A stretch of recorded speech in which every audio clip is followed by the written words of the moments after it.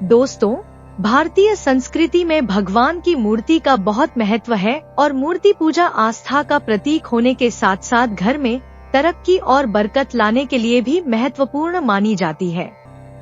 इसलिए सब लोग अपनी अपनी आस्था के अनुसार अलग अलग अवसरों पर अलग अलग भगवान की मूर्तियां लाकर पूजा करते हैं।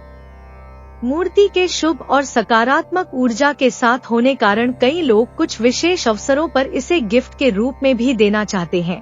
लेकिन जब बात आती है मूर्ति को गिफ्ट के रूप में देने या लेने की, तो इसके साथ कुछ विशेष धार्मिक और वास्तु शास्त्र के नियम होते हैं, जिसके बारे में लोगों को कम ही जानकारी होती है। भगवान की मूर्ति गिफ्ट में लेनी चाहिए या नहीं? भगवान की मूर्ति अगर कोई गिफ्ट में देता है तो संत स्वामी प्रेमानंद महाराज के अनुसार भगवान की मूर्ति को गिफ्ट के रूप में न तो देना चाहिए और न ही लेना चाहिए। गिफ्ट के रूप में मूर्ति देने का अर्थ है कि आप अपने घर की बरकत और शुभता किसी और घर में भेज रहे हैं। अगर कोई मूर्ति गिफ्ट में लेता भी है तो वह अपने पूजा घर में उस मूर्ति को उचित स्थान नहीं दे पाता। इसलिए अगर कोई भगवान की मूर्ति गिफ्ट में देता है तो उसे लेने के बजाय उसके दर्शन कर, उसे प्रणाम कर मूर्ति को वापस कर देना चाहिए।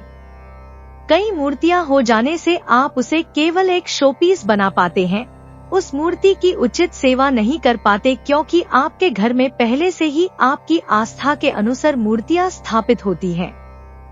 इसलिए उन मूर्ति को ग्रहण करने के बजाय उसे वापस करने में ही समझदारी है।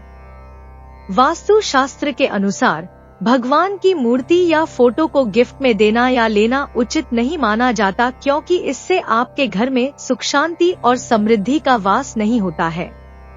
लेन देन में कई सारी मूर्तियां आपके पास आ जाती हैं, जिसके कारण आप उन मूर्तियों की ठीक ढंग से रखरखाव और पूजा नहीं कर पाते हैं। प्रेमानंद महाराज ने शादी के कार्ड पर भी भगवान की तस्वीर प्रिंट न कराने की सलाह देते हैं, क्योंकि शादी में जाने के बाद उस कार्ड को फेंक दिया जाता है और इससे भगवान का अपमान होता है।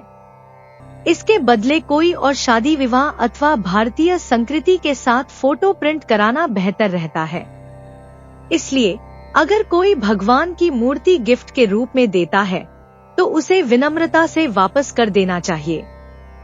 यह न केवल धार्मिक और वास्तु शास्त्र के अनुसार सही है, बल्कि यह भी सुनिश्चित करता है कि आप उस मूर्ति की उचित सेवा कर पाएंगे या नहीं। अगर आप उस मूर्ति की सेवा नहीं कर सकते तो उसे ग्रहण करना उचित नहीं होगा।